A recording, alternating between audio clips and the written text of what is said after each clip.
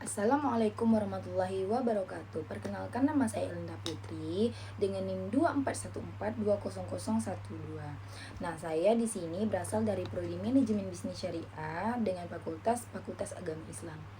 Nah, yang pertama, hai teman-teman. Di video kali ini aku mau jelasin secara singkat tentang gimana sih strategi dan aturan pemerintah buat ngurangin kemiskinan. Nah, terus arah pembangunan ekonomi di Indonesia di era Bapak Prabowo Subianto, dan juga solusi biar Indonesia tuh bisa lepas dari utang luar negeri gitu. Nah, yuk kita langsung aja. Yang pertama ada strategi dan regulasi mengurangi kemiskinan. Jadi guys, kemiskinan itu kan masalah yang udah lama banget nih di Indonesia ya.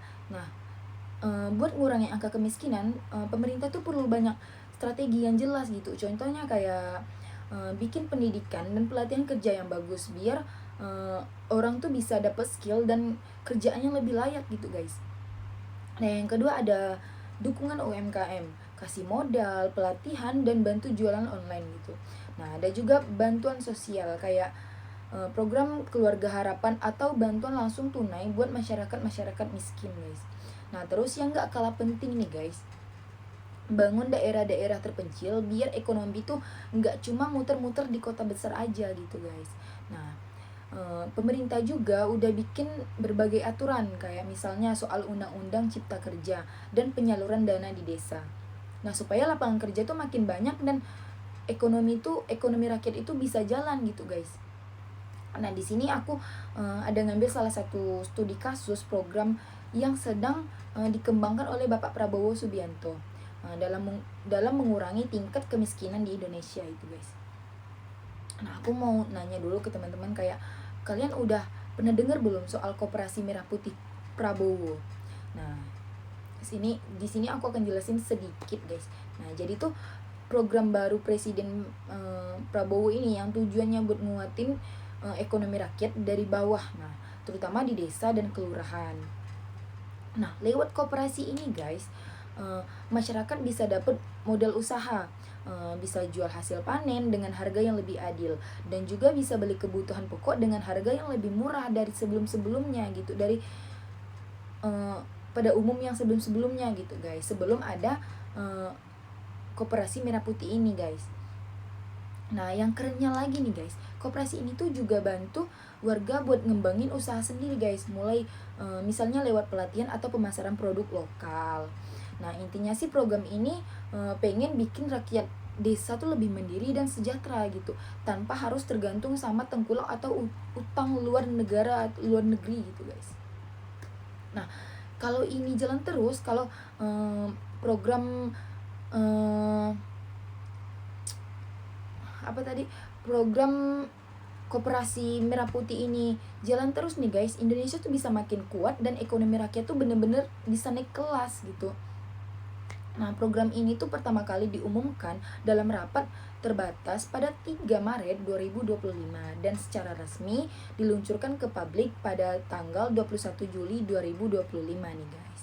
Nah, selanjutnya ada arah dan strategi pembangunan ekonomi di era Bapak Prabowo Subianto. Nah, aku mau jelasin nih secara singkat tentang arah dan strategi pembangunan ekonomi di Indonesia di masa Presiden Bapak Prabowo Subianto. Jadi gini, fokus utamanya itu buat bikin Indonesia tuh lebih mandiri secara ekonomi. Nah, artinya negara kita tuh pengen gak terlalu tergantung sama impor dan utang luar negeri gitu. Nah, caranya yang ditempuh ada beberapa nih guys. Yang pertama, kuatin sektor pangan dan energi, yang kayak biar kebutuhan dalam negeri itu bisa dipenuhi dan dipenuhi dari produksi kita sendiri gitu, dari negara kita sendiri guys. Nah, yang kedua ada ngembangin industri lokal gitu, supaya produk buatan Indonesia tuh bisa bersaing sama negara-negara luar gitu guys. Kayak contohnya misal negara-negara maju kayak Cina gitu guys. Jadi Indonesia tuh bisa bersaing gitu, nggak ketinggalan. Nah, yang ketiga yaitu bangun infrastruktur dan teknologi biar ekonomi itu makin kuat dan merata ke seluruh daerah gitu, nggak ngestak di daerah itu aja. Nah, dan yang terakhir ada dorong ekonomi digital supaya anak muda tuh punya lebih banyak peluang dan lebih banyak peluang untuk usaha-usaha gitu. Nah, selain itu pemerintah juga mau biar pembangunan ini berkelanjutan dan merata, jadi semua orang tuh bisa ngerasain hasilnya, bukan cuma di kota besar aja nih guys. Nah, buat jangka panjang, kalau buat jangka panjang tuh bagus gitu, biar bebas dari utang luar negeri juga gitu guys. Indonesia pun perlu naikin pendapatan negara, ngurangin impor, ningkatin ekspor, dan ngatur-ngatur keuangan negara dengan baik gitu. Nah, intinya tuh semua strategi ini tuh dilakukan supaya ekonomi Indonesia tuh makin kuat, rakyatnya semakin sejahtera, dan negara kita tuh bisa berdiri di atas kaki sendiri tanpa bantuan dari negara-negara maju yang lain, kayak aku sebutkan contohnya kayak Cina yang tadi guys. Nah, terus ada strategi dan regulasi pembangunan ekonomi. Nah, sekarang ini nih guys, pembangunan ekonomi di Indonesia tuh lebih fokus ke arah yang berkelanjutan dan merata. Nah, jadi bukan cuma ngejar angka pertumbuhan aja nih guys, tapi juga biar semua masyarakat tuh bisa ngerasain hasil pembangunannya, nggak cuma yang di kota-kota besar aja yang bisa ngerasain. Nah, caranya pemerintah tuh pengen bikin ekonomi yang terbuka dan bisa dirasain semua orang gitu. Terus juga nguatin sektor pertanian gitu, industri dan pariwisata. Karena dari situ bisa tercipta banyak lapangan kerja buat masyarakat lain gitu guys. Nah, selain itu nih guys, pemerintah juga bikin aturan yang ramah investasi biar investor mau masuk ke Indonesia tuh, tapi rakyat Indonesia itu sendiri tuh tetap jadi prioritas dan bisa hidup lebih sejahtera gitu guys. Nah, intinya guys, pembangunan ekonomi sekarang pengen bikin pertumbuhan yang adil, merata, dan bener-bener kayak bermanfaat buat semua orang gitu, khususnya masyarakat Indonesia ya guys. Nah, yang selanjutnya ada solusi jangka panjang biar bebas dari utang luar negeri.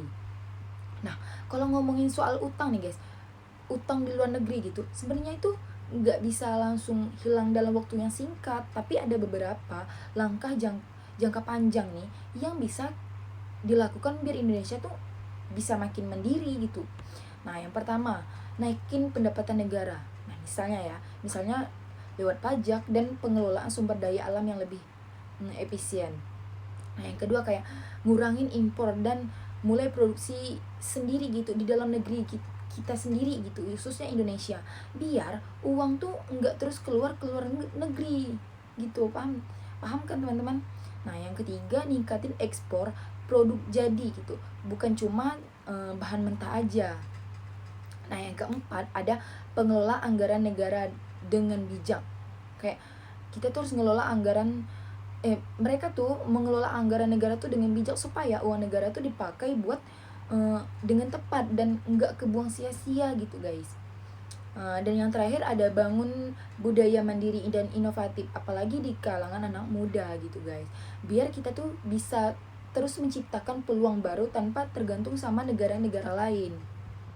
Nah, kalau semua strategi ini dijalankan kayak dengan konsisten, Indonesia tuh bisa pelan-pelan bebas gitu dari utang luar negeri dan jadi negara yang mandiri tuh dan kita tuh bisa jadi negara yang mandiri serta kuat secara ekonomi gitu guys. Nah, jadi intinya kalau bagi aku nih guys ya, intinya kalau Indonesia mau maju dan bisa bebas dari kemiskinan maupun utang di luar negeri nih, kita tuh harus jalanin pembangunan yang merata, mandiri dan berkelanjutan guys. Nah, semua strategi dan kebijakan yang dijalankan itu tujuannya biar ekonomi kita tuh makin kuat dan masyarakatnya bisa hidup sejahtera gitu. Semoga saja ya guys ya, dengan kerja yang sama antara pemerintah dan masyarakat itu, Indonesia tuh bisa bener-bener yang kayak bisa jadi negara yang mandiri, maju dan makmur untuk semua rakyatnya guys. Nah, mungkin segitu aja penjelasan singkat dari aku. Terima kasih sudah menonton video ini. Semoga penjelasan singkat dan pemaparan singkat ini bermanfaat untuk kita semua ya guys, supaya berkah gitu. Sekian dari saya. Wassalamualaikum warahmatullahi wabarakatuh.